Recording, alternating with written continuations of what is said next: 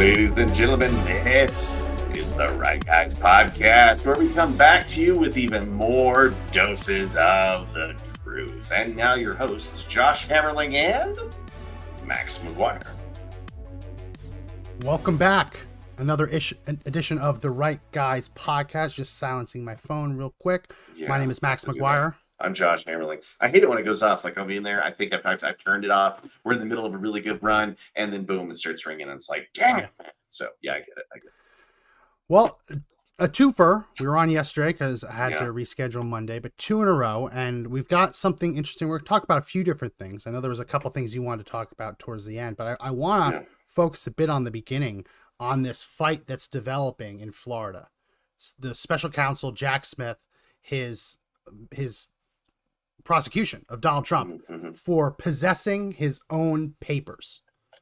We've talked about this on the podcast before, but just for everyone joining us who hasn't watched that, when a president leaves office, he is legally allowed to take with him his papers under the Presidential Records Act.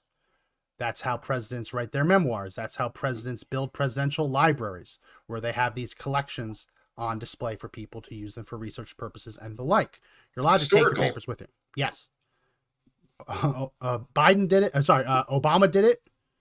Bush did it. Clinton did it. H.W. Bush did it. Reagan did it. They all do it. Carter did it. Nixon did it. Nixon took a little bit more. Nixon took a little bit more. Everyone did it. Yeah. And every president has used those papers to write memoirs, to build out the libraries. So it's the Presidential Records Act outlines how that process is to be handled. What happened, though, is that the National Archives was fighting with Trump, saying that they wanted to retain possession of his documents while they're building out all of the libraries and such. So they're fighting. Trump sends back the documents to the National Archives, and the National Archives finds that some of the documents in his papers were classified, which is not a shock. The President of the United States will, over the course of his presidency, compile personal papers that he believes are crucial to his presidency and his ability to write his memoirs, to build out his library, will collect information that is classified. Because remember, there's two different bits of this. There's classified documents that have the classification header, but classified information is still classified even if it doesn't have a header. Sure. So ultimately, it's the information that's classified. So yeah, we'll talk about this a little bit. If a president every night before he goes to bed writes a journal entry, everything I did today, it's going to include classified information. If he's talking about what he talked to world leaders about, right? He has the right to take that journal with him as his papers.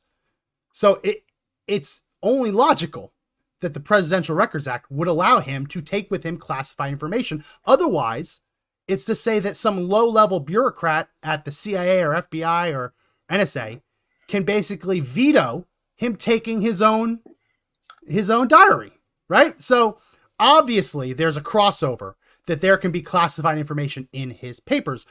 But the fight now in Florida is over Judge Cannon. She's drafted jury instructions that when this case goes to the jury, she wants to let the jury know that there is a law in place that allows Trump to take his papers, called the Presidential Records Act, and Jack Smith is demanding that be kept secret from the jury so that the jury would only be told that it's illegal to take classified documents out of their proper place of custody. It's just crap. I mean, talking long. I wanted to lay it all out because it's a very obvious thing. It seems very straightforward, but they're literally trying to bend the law, bend the rules so that Trump doesn't get a fair shake. And now Jack Smith is threatening to appeal the ruling, threatening this judge. I'm going to appeal this if you dare tell the jury that Trump could have acted lawfully. No, you can only tell him that he's alleged to have acted unlawfully. What's your take? Well, first, you're innocent until proven guilty, and by not being able to present evidence that shows your innocence, that's kind of I take issue with that. But when the National Archives requested that they hold on to the documents, I think you and I might have discussed this a while back. Like, it felt like a setup, right? They wanted to get their hands on the paper so they could create a narrative where Trump is holding on to a bunch of classified documents so they could find new ways to go after him. I mean, it's worse than the witch hunt, right? This was like the National Archives even trying to be thrown at a former president to try to leverage the law against him in that regard, which is just, it's mind blowing that such a thing would happen. But it smells of a setup. It smells like that was the whole point. Just get a hold of what you can to see if what he's got is classified, and then trump up a bunch of charges. And Jack Smith is furious, right? That's something he's allowed to do, and he can't use that in his defense. I mean, you can't smell the bias in the room, right? He has stepped in it. He's tracking it through the whole state. I mean, how can people not see and smell it? But that's what we're up against. So there was a way they could have done this that wouldn't have been threatening to throw Trump in prison for the rest of his life. Now, just to make this clear, just show how ridiculous this is, right? When Bill and Hillary Clinton left the White House, they took silverware with them. They took furniture with them. Paintings Those aren't, what? Paintings. Like paintings? They like robbed the White House on the way out. They also stole all of the W keys off of the keyboards, so that George W. Bush, his staff, wouldn't be able to write the letter W. Really vindictive kind of stuff. But that's theft. You can't just take stuff. There's no Presidential Records Act argument for, oh, well, Hillary really liked the silverware, so we're just going to take it. It doesn't work like that. No, it doesn't work. Property of the federal government. Were they thrown in prison? No. The government basically implemented civil proceedings, civil lawsuit threats to get it all back. Bill Clinton never would have been thrown in prison on theft charges, even if he said, well, listen, these were gifts. He said, listen, this was a gift. It's under this value. I have a legal right to take it. Well, then you have competing arguments, right? Yeah. So then those cases go before a civil suit, right? Because I allege this is mine. He alleges this is mine. We've heard all about this in terms of the squatters' rights in the U.S. Yeah. How police can literally say, well, it could be a home invasion, or this could be a tenant dispute. We're going to treat this as a tenant dispute, and you're going to have to go to court and figure out who actually owns this. That's what the government should have done with Trump. Basically, the document equivalent. We believe we own this. We want it back. Court, force him to give it back. Trump says, no, I have the right to do this under this law. I don't want to give it back. Court, don't make me give it back. And then the court weighs those arguments and decides. Instead, what they've done is they filed a criminal lawsuit. Donald Trump stole these. We want him in prison. Donald Trump saying, no, I'm allowed to have them under this law. And how does Jack Smith respond? You're not allowed to tell the jury that he's allowed to have them. That's immaterial. We want him in prison. It's two very separate ways of trying to deal with and fix a problem. And it's very obvious that their goal isn't to resolve the document ownership dispute, because they can do that without a 100-year prison sentence hanging over Donald Trump's head. But no, they insisted on going down that path. Well, then why is it that they could go through Biden's garage, find a bunch of documents sitting behind a single pane of glass in a garage door, and just call him too old and too senile to have been a problem? Nobody would prosecute him for such a thing. So how does that not set precedence with Trump? It should. Again, I've said it was behind walls, behind a second set of walls, behind in a room, in a safe, right? Behind secret security, in his own security. Like it doesn't even, it's apples and oranges. You can't compare the two. And that's the argument that Trump's team has to make. They're going to basically have to make this argument for malicious prosecution, that they're going after me for something they don't go after anyone else for. And they have to present the case that when they searched through Mike Pence's documents, he had classified documents. Did they treat that as a criminal case? You're going to prison? No, they treat that as a civil case. We own them, not you. Right? Same with Biden. Went through his garage. Is it a criminal case that he took Senate classified documents out of the SCIF decades ago and stored them in an unsecure location? That's a criminal offense. But they didn't pursue that. Instead, they treated it civilly. We own these documents, not you. We're happy. Just give them back and we're fine. Right? But with Trump, it's all about the criminal. Right. And the fact that the National Archives, a library, referred Donald Trump for criminal prosecution over a document ownership dispute when the library could have taken him to court and had the judge settle this proves beyond any doubt this isn't about making sure that the documents are where they should be. It's about putting Donald Trump in prison. Yeah, do you remember that poor guy that accidentally took photos on a submarine and got 20 years? The Espionage Act. Yeah. It screwed his life over. And the guy really wasn't doing espionage. He taking a picture on the boat you were on. I get that as a soldier. Like you'd want to do that, right? As a Navy person, as a sailor. So what happens if Bill Clinton and Hillary Clinton took any of the photos that were shot inside the White House? That's the most sensitive area in the United States, most likely. That's a paper. So that is a paper. He's allowed to walk out with that, and he's in a sensitive area. He's collected that, but he's allowed to take it because of the Presidential Records Act, right? Yes. I mean, every photo he's taken with somebody there, but yet that's a great example of an thing. Exception. Great example of an exception. If Donald Trump were to go down into the bunker underneath the White House, which we knew he had to do at least once when leftists were shooting fireworks at the White House and trying to breach the gate. He had to go down to the bunker. If Donald Trump was to take a selfie in the bunker, that is one of his papers. It is memorializing his time in the White House. Now, if he did that and then the Secret Service said, no, that's classified information. No one's allowed to know what the bunker looks like unless they have to go in it. Security risk, we own that picture. Donald Trump says, no, it's my picture. I took a picture. It's my paper. They would go through that civil process of who actually owns it, right? Not you took a picture like this sailor did on a submarine. You're going to prison. Yeah, but that's what they're trying to do. They're trying to criminalize the Donald Trump being president. That's what they want. They are criminalizing the act of him holding the mantle of president of the United States as commander in chief. And that's a scary position because that means no matter what, they're going to go after him at every angle. And they have.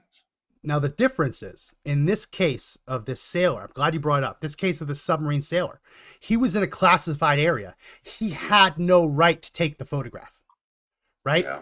So he's not allowed to do that.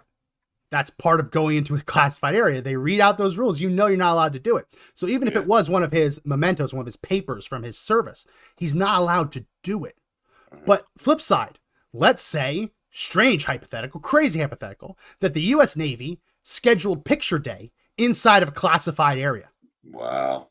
And it's he's allowed to take that picture. But in a corner of the picture day, you can see a little device that's actually super classified. No one should know it exists.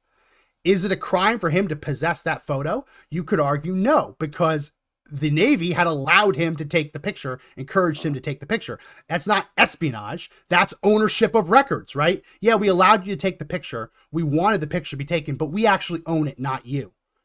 That's the difference than sending him to prison for years and years and years over the mistake. Donald Trump has a legitimate argument that he was allowed to take these documents. Jack Smith has created this prosecution in a way to minimize Trump's ability to put that argument forward because it's not about the Presidential Records Act. But he's saying it's not about the Records Act. Here's the crazy part though. The only way that the National Archives is able to make a criminal referral is because of the role they play under the Presidential Records Act. So the Presidential Records Act sits at the beginning of this entire legal case. But now that it's going to trial, Jack Smith doesn't want jurors to know that Donald Trump has an affirmative defense, has a legitimate defense that I'm allowed to have these papers, that these are from my presidency, and I believe I have the right to hold them. That's, this is the stuff we said we would hope would never happen. But here we are, living in this weird dystopian future where the president cannot act as president. Is that the goal here? I mean, they're trying to neuter the entire power of the presidency, because if you go after Donald Trump, it's going to affect every single president from here on out. And if you just happen to be, and the opposite political party, like the weaponization will never stop, and you Yeah. live in a banana republic. I mean, you can never Opposite rely political on party. government again. Opposite political party, yes. Yeah. But just like when Donald Trump faced that lawsuit from Letitia James in New York, right? Saying that he mispriced his properties, right? What happened immediately after that verdict? The state of New York came out and said, "Don't worry, everyone else who owns commercial property, this won't apply to you. With you. Yeah. This is a Trump thing. We won't go after you for it." The same thing's here. No other president is going to have this done to them, right? Maybe a Republican, but they didn't do it to Pence. And he had less of an argument because vice presidents don't have papers under the Presidential Records Act. Yeah. They're not, they don't have that defense. Joe Biden didn't have that defense for being a senator. He has even less right to the papers, right? Yes. But it's only Trump. It's only Trump that they want to go after, that they will go after. They've made it very clear. And you know it's only Trump because we all know, there's not the proof of it, but we can feel it in our bones that if Trump hadn't run for president again, this case wouldn't have been brought. They would not have wanted to throw Trump in prison for hundreds of years, rest of his life, if he wasn't running for president. They would be more than happy to let him skate off into the sunset and handle it as a civil matter. Who gets to own the papers? But imagine going off into the sunset as the president and being told that what's generally a civil matter is now a criminal case and you're going down for it. I mean, they had to have this in the back pocket. I mean, imagine the planning that must have been going on to try to get these charges represented. You know what I mean? You just don't find these crimes happening. You have to sit there and they're creating these crimes and they're trying to find the evidence. And it's been that way the whole time with Trump, right? They're trying to find a crime. And you're gonna indict a ham sandwich. That's the old saying, right? If you give me enough, I'll indict a ham sandwich. And it's just to go after the treasure. And maybe what they're robbing him of is right now is time, right? Time. Money. They knew exactly how much money he had on hand to run his campaign. Yeah. And what a coincidence. Yeah. A New York judge wants to take all of it. Right. Exactly the right amount. If you don't have an argument for people for being gone after, I don't know what is, right? Just the statement that's saying this won't happen to another person or another property person in New York should be enough for the judge to throw it completely out, because they know that is the most biased statement you could ever say. We're only going after this one guy and not the rest of you. I mean, his case is strong. Why is this still going forward? But here's the other thing, right? We don't want presidents just to run off into the sunset. The presidency is supposed to be a fraternity of these leaders who have the rare opportunity to lead the nation forward. So we expect there to be cordiality between these. Obviously, they hate Trump. They hate his guts. No one's ever going to help him, right? But the general gist of it is when Trump gets into office, he should be allowed to pick up the phone, talk to one of his predecessors, and tell them, hey, this is what I got going on. I need some advice. What would you do? Yeah. Now, he can't do that if every other past president is barred from hearing or possessing or encountering classified information. Sure. You would deprive him of the ability to talk to a predecessor and ask for advice. No one thinks that's a good idea. Now, I don't think anyone should ask for Biden or Obama advice, but you can understand why a president should be allowed to do that. So when you look through Jack Smith's filings, you see that the basis of his argument that Donald Trump broke the law is that he does not hold a security clearance and does not need to know the information he possessed. So that's two different bits, right? You can have a security clearance, but it can also be a need to know basis. So just because you have security clearance doesn't mean that you're entitled to possess documents that you don't need to know about, right? Sometimes it's compartmentalized. Sometimes it's at different level of classification. So there's those two bits of it. But Donald Trump had a security clearance as president, and you generally don't automatically lose your security clearance as president because you might be called upon again. And the crazy part of all of this is that Donald Trump's defense has presented documents in Florida court that he kept a security clearance through the Department of Energy, which handles nuclear weapons, nuclear power plants, nuclear secrets. So Donald Trump, after he left office, still technically had the security clearance through the Department of Energy to know about, talk about, and possess stuff related to his presidency and nuclear secrets. Wow. Jack Smith is taking him and trying to throw him in prison because he possessed documents about nuclear arsenals while he was cleared to know that and actively cleared. So what did the government do? They went back and they retroactively undid his security clearance effective the day he left office. So he was arrested and charged with unlawfully possessing a document that at the time he possessed a security clearance. But what they've done to fix that is they've retroactively said, oh no, you never had a security clearance. We just forgot to tell you and forgot to tell everyone. Well, how can anyone operate in that kind of world? Yeah. Is there a number you check to make sure you're still good? I don't know. It's classified information. Right. We don't even know how that shakes out. So. But you see how crooked this whole thing is? This thing is beyond nasty. This is the most grotesque thing I've seen in politics ever. Like, this has never been done before, right? How many firsts have happened under the Biden regime, right? A single president impeached twice by the same body, right? That was a first. Kicking out a Speaker of the House, right? Forced hand by Republicans, by the Democrats. That's a first. Now we're going after a president after he gets out by the Biden administration for the biggest first ever. And now you're trying to get the Supreme Court to decide whether Trump has immunity or if any president has immunity. I mean, there's so many firsts here that they don't break the right way. Our republic's in trouble. Here's the other bit. Trump is being threatened with prison time because he paid Stormy Daniels hush money. And New York is alleging that that was in furtherance of a felony, which they claim that felony is a campaign finance violation, even though the feds looked at it and said this wasn't a campaign finance violation. So it's a crime for Donald Trump just to say, take this money and go away. I don't want to hear from you anymore. But it's not a crime when Bill Clinton did that in 1998. While he was still president, while there were active campaigns, midterms, right? It's not a crime when he does it, but it's a crime when Donald Trump does it.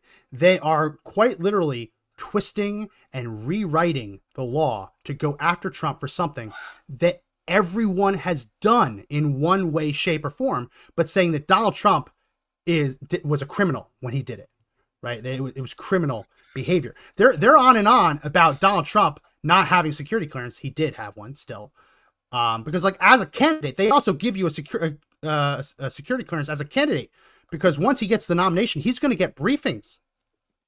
He's going to get intel briefings as the nominee. So like, there's lots of reasons for them to say, hey, he's running, he's going to be the nominee. Let's just keep the security clearance. It's better for everyone. But no, they're trying to retroactively say that he should have known he didn't have one, even though we didn't tell him and didn't cancel it. But you know who they didn't care about? They didn't care about Hillary Clinton's cleaning lady, who was instructed by Hillary Clinton to go into her home office, unlock the door, and collect classified documents from the fax machine tray. They were okay with that. Yeah. But Donald Trump is breaking the law. The homebrew server. Yeah. I mean, that was the most unprotected sensitive document server I've ever seen or heard of. Right? I mean, how's that not a crime? And she purposely went and tried to erase the evidence of such a thing, right? Crime after crime showing up there. And all Donald Trump did is have a that still blows me away. A retroactive change in his security clearance. I mean, imagine being on trial for something and retroactively changing it. Only after the indictment. Imagine saying, imagine saying, I'm going to put you in prison for the rest of your life. Well, why? Because you had classified documents without security clearance. Oh, here's my security clearance. Take it. Oh, no, actually, we're going to retroactively cancel that. So that was never good. So you've always been a felon. No one can live like that.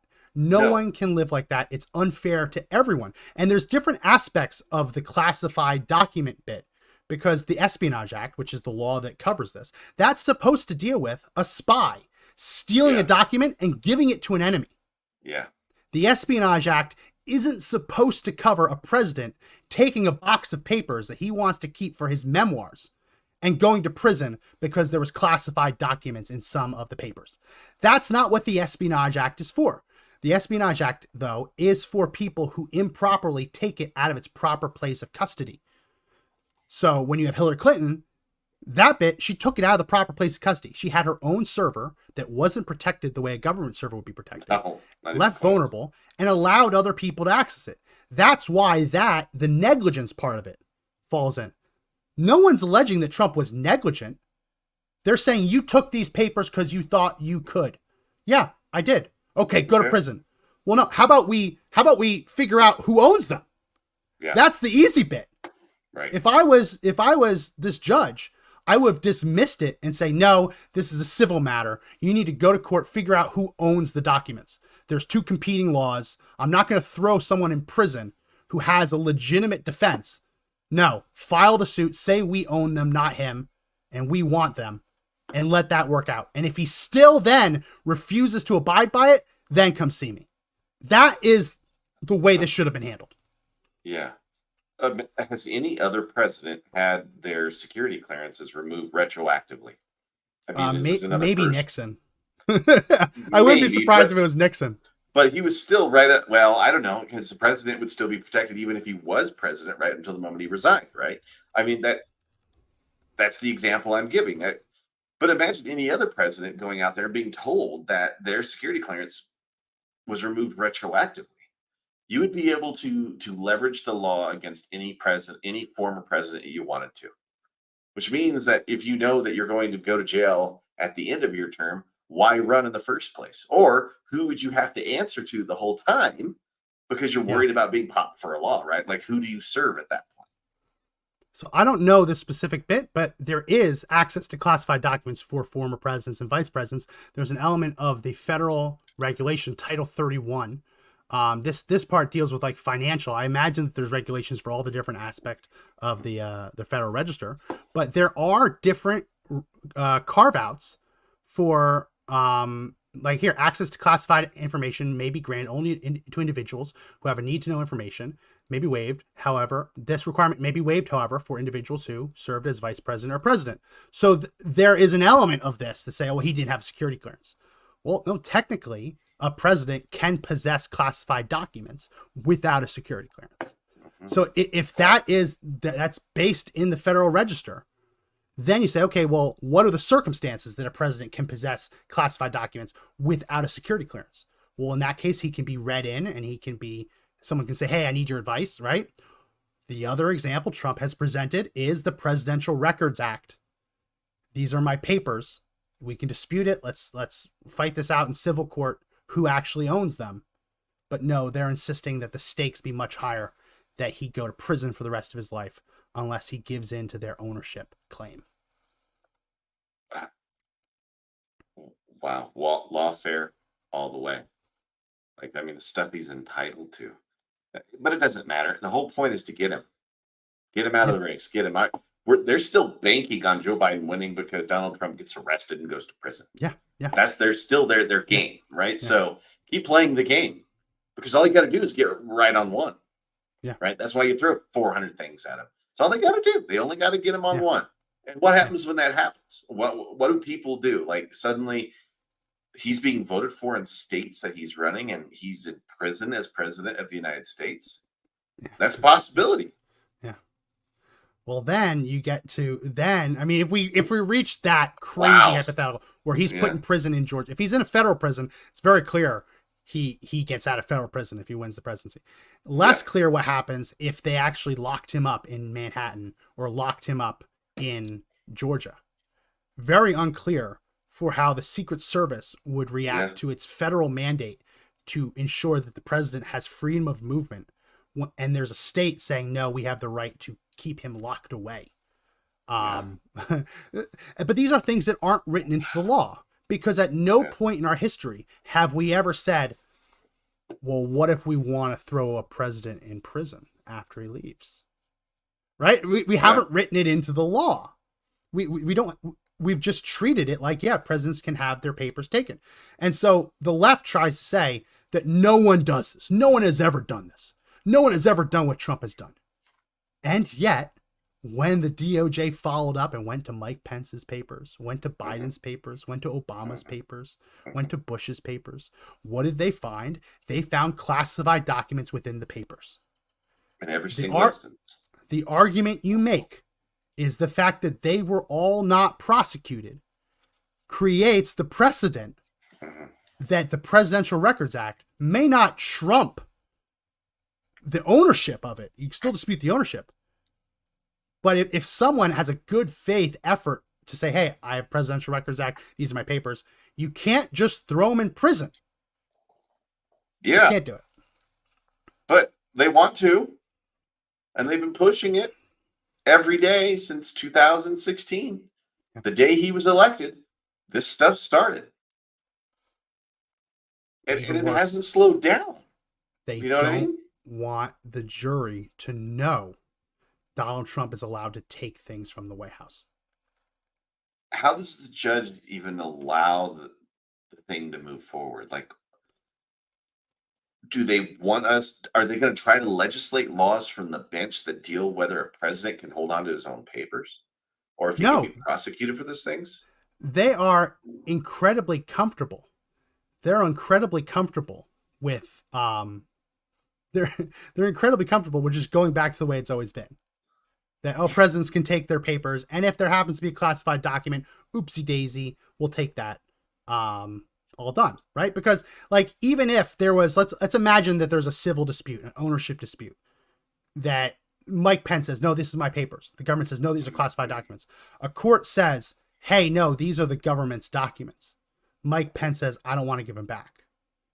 He doesn't go to prison. The government just goes in and takes them.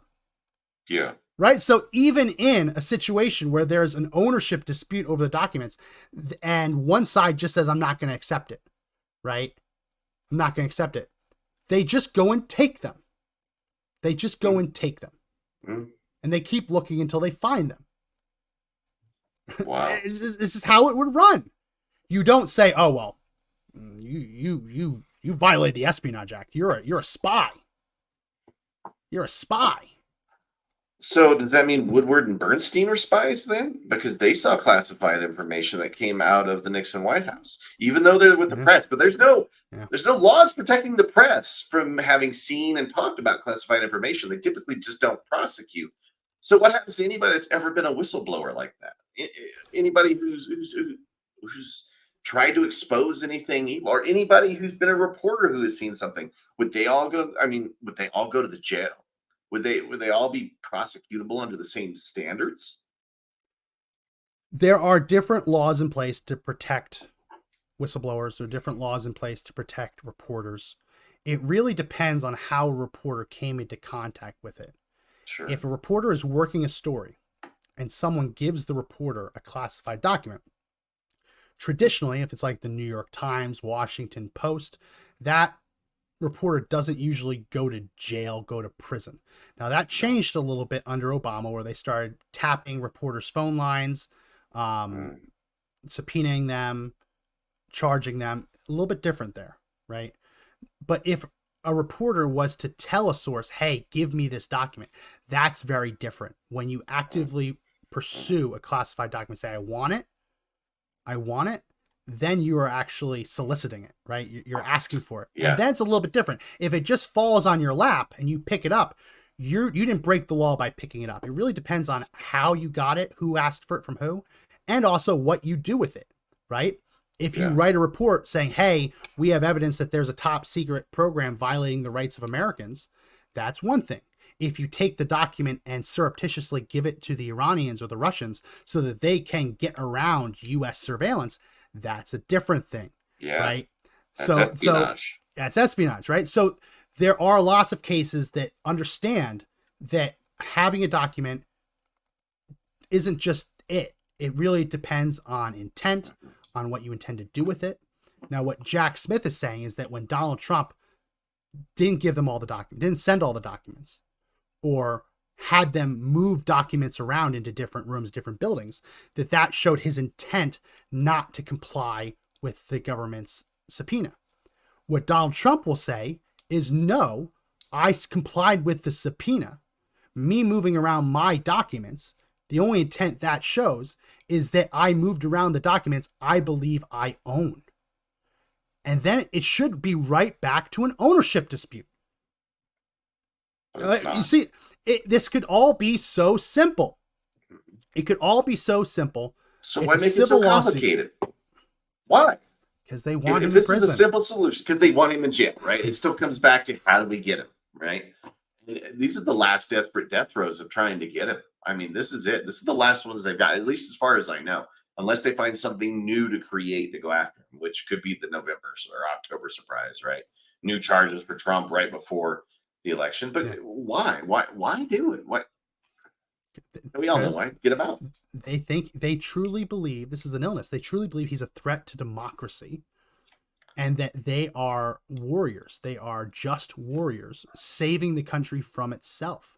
They truly believe that a couple of bureaucrats, that a librarian in the National Archives has the right to throw a president in prison. I mean, they truly believe that I know better than everyone. Yeah. Right. It also reflects that they understand Donald Trump could very likely win this thing, and they don't want to let the American people vote. Right now, you'd argue that's deprivation of rights. Yeah. Right? You're denying the American people. But no, that crime only ever really swings in one direction. No, this could all just be over so simply. It should just be thrown out. Yeah, it should have been thrown out. It should have been thrown out. But it seems that the judge is at least being fair to Trump and recognize that, no, he has a legitimate argument here. And so this really reminds me, we can talk about this because you have a lot of experience teaching this with trainings. This kind of reminds me of like a murder trial where the government accuses someone of murder and he presents a defense that, no, it was self-defense. Right? Because in that case, the jury instructions don't just tell the jury what murder is. The jury instructions also tell the jury what a justified use of deadly force would be. Yeah. Right? Because you got to present evidence that would exonerate you. Yes. I mean, you have to, right? So where's the evidence that exonerates Trump from this, which is what the judge has done, right? I mean, it's basically telling him that. And Jack Smith says, no, to hell with you. We want to keep going anyway. To hell with you. We say that it is a crime to possess these documents. There is no excuse. So with Hillary Clinton, they take every excuse known to man, right? Oh my gosh. With Joe Biden, take every excuse known to man. With Donald Trump, they're trying to say he possessed this, and there was not a single legal excuse for him to have it in his possession, which isn't true. It isn't true. Now, had they gone to civil court and sued over the ownership of the documents, right? Then they could come to this judge and say, no, we have a judgment from another judge saying that we own these documents. Donald Trump refuses to give them to us, has been read his rights, understands that he is in unlawful possession of documents that he doesn't have a right to have. He still is doing it. We have to charge him. We've tried everything else, but that's not what they're doing. That's not what they're doing. And it's transparent. So where's the media on this one? Why aren't they showing the one-sidedness? Why aren't they showing the corruption? Why aren't they showing Jack acting like a fascist, a terrorist? Because that's what fascists do. They retroactively change the law to try to force you to comply, right? You've got all the media out there just barely talking about it, barely putting anything out in potentially Trump's defense. So where's the fifth, where's that fourth pillar of government that we'd like, the unofficial one, the media, right? And if they're lining up with the Democratic Party, I mean, definition for fascism, just go look it up and see if the two are working together. And then that's what they claim Trump is doing, right? They're claiming he's trying to destroy democracy, but yet they're the ones tearing it down, board by board, nail by nail. It's the most hypocritical thing I've ever seen. And it's completely transparent, and yet it continues. Yeah, it continues. So we're going to keep covering this. This is a trial. I thought this one was going to get dismissed. I thought it would get dismissed. It seems that the judge is aiming to try and make sure that Donald Trump is able to present this defense. Jack Smith is trying to, I guarantee like, if Trump brings up the Presidential Records Act in trial, I guarantee you he's going to object to it, say that it's not in evidence, that it's not what this is about. I also expect that if the jury instructions do stay with instructing the jury that there is a legal way that Donald Trump could have these papers, he's going to appeal it to the 11th Circuit and try and get the 11th Circuit to smack this judge down. There are other circuits that have issued rulings that basically would let Jack Smith do what he wants. 10th, I think. Like the 5th, the 2nd. Yeah. Not the 11th. So Jack Smith in his filings is like, well, this appeals court says it and this appeals court said it, so you need to do it. But that's not how it works, right? That's not how it works. So the question is whether he's going to be able to preemptively, before a verdict, go to the appellate division and say, hey, you have to step in at the jury instruction stages. Appellate courts don't like getting involved in jury instructions. They like getting involved in more significant things like that. So we'll see. We will have to see. Before we run out, I know you had a couple other things you want to talk about. I don't want to hog all the time.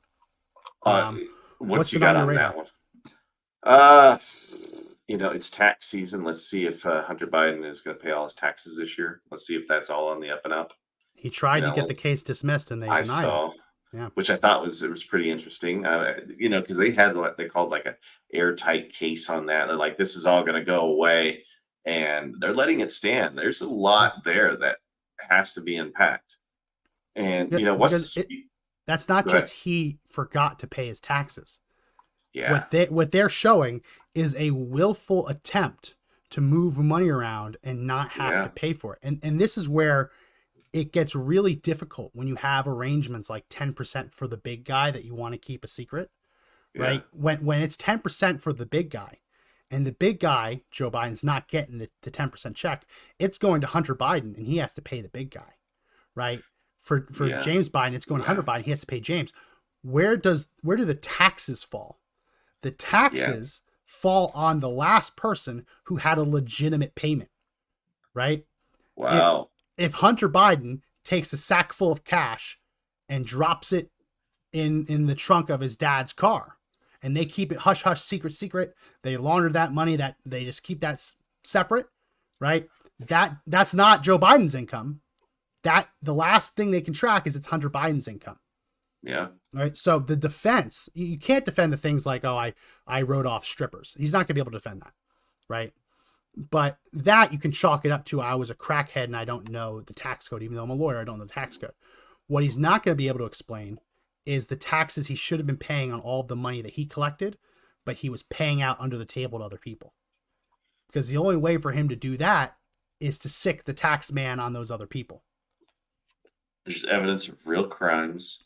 There's evidence of real selling out to other countries. There's evidence of selling the office of the vice president of the United States to benefit the family of Joe Biden.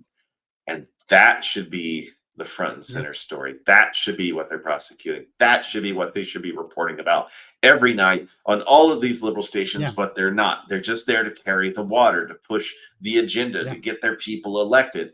That way they can keep their jobs and they keep the echo chamber going, so they can keep the money flowing into their coffers and keep people in power. Yeah, no. Yeah, exactly. He can't explain away all of it. He could explain away some of it, lower the tax burden. If he could argue that he was actually just really like a pass-through entity, that this wasn't his income, he was just collecting it for other people. But again, he has to then explain what's going on. And like, when the pass-through is illegal, you can't say you're a pass-through entity unless you implicate the other people, but then you implicate yourself in the crime, right? So it's very tough.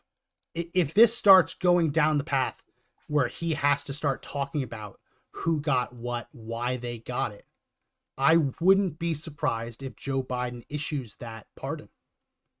If they start trying to compel testimony that implicates other Bidens, you have to do it. Or one or the other. The other is, like you said, who's going to be the fall guy for this when it does happen? And we all know it's going to be Hunter Biden. You know, he is going to be the patsy. He Yeah. will be the one that has to go down. Someone will have to go down. And if he does pardon him, which is highly likely, and Biden knows he might be on the cusp of a really bad loss, just do it. What's Oh, to stop you? of course they're going to What? pardon What? him. Why Democrats not? pardon pedophiles. They pardon war criminals, right? They pardon drug dealers, drug kingpins. Of Yeah, course, Joe right. Biden's going to pardon his own son. There isn't a single world in the multiverse, another version of Earth in the multiverse, where Joe Biden, the day after election day, win or lose, doesn't pardon his son. Yeah, yeah. So There's not a single version of this reality where Joe Biden doesn't pardon him, where he lets his son rot in prison. It'll happen the day after the election, win or yeah. lose.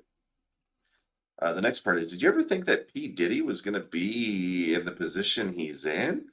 I mean, that sounds like allegedly Yeah. a West Coast Epstein Island Well, sort not of just the thing. West. Like, It's like the black community's Epstein.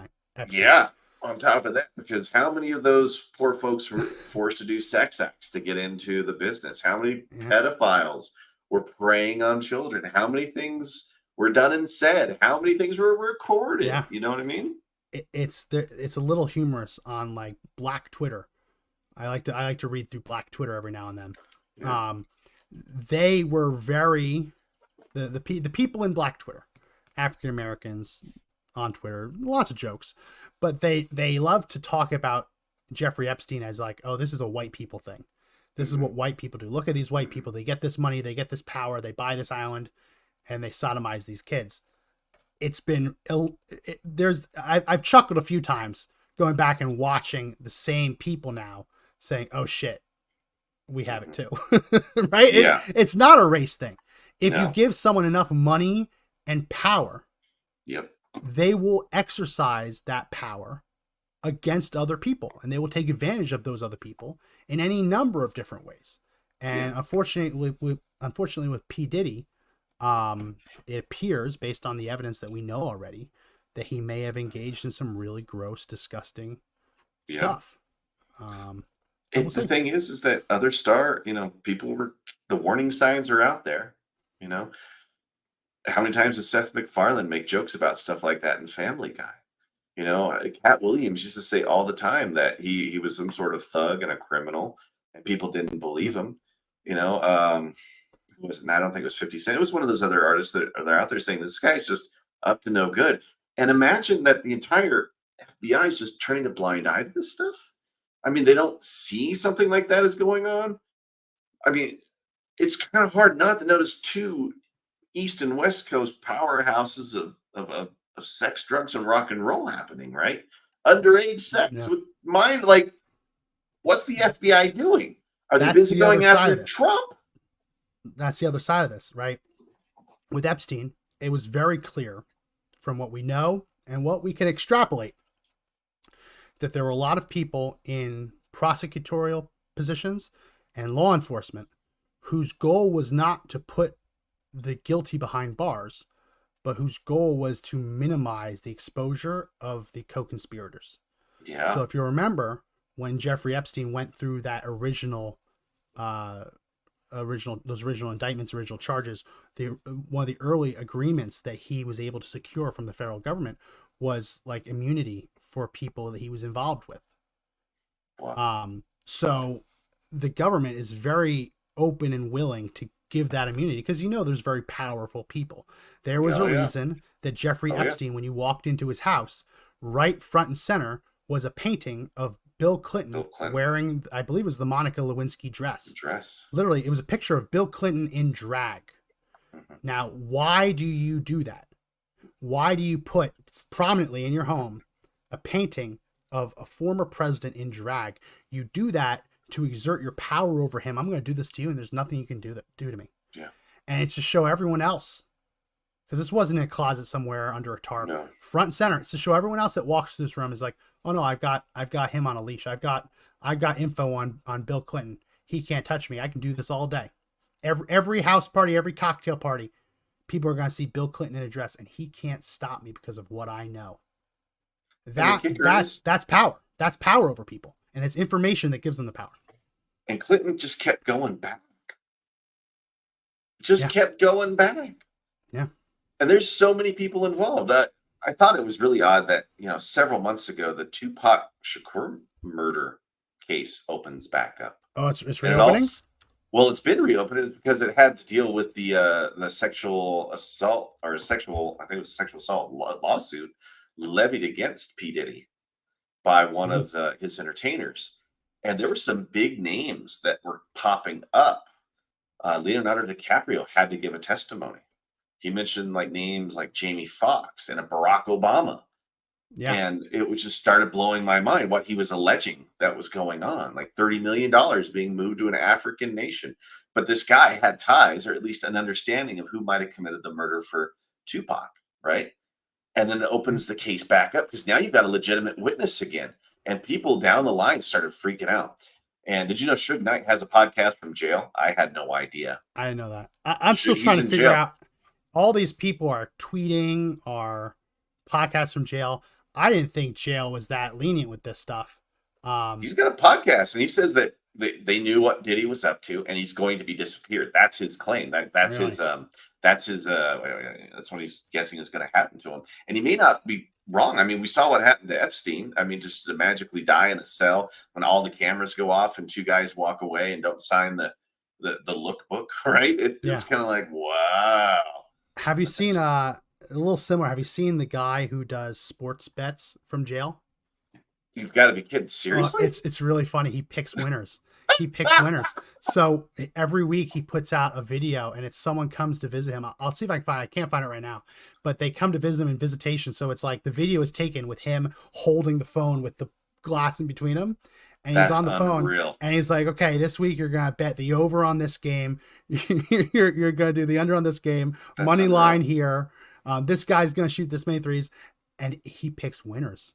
And then you're like, so how is it prison if this guy is both giving people like recommendations, collecting money from them? Because it's a whole company where you pay to get his picks in prison. That's insane. And he's betting from inside prison. No. So imagine what kind of life Hunter Biden might have in prison. Yeah. Like it might be okay for him, right? Minimum security, doing a podcast from his cell. He might get all the crack. Wow. Yeah, he could probably get crack easier in prison than he could outside. And all he has to do is, it doesn't matter. Cigarettes are worth money in prison, I guess. But that's where I'm at, man. Like it's a whole East Coast, West Coast. Yeah. Pedophilia ring, the pizza and the hot dogs and the swirls and all that stuff is real.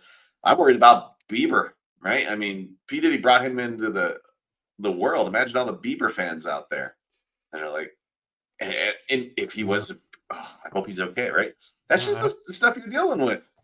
And that Amanda sucks. Bynes and the Nickelodeon thing. Yeah, it sucks because you grow up on things and you grow up watching these shows, and now to learn that there's someone in the back who's like on like Nickelodeon or any other of these kids shows, some in the back exerting sexual influence over kids.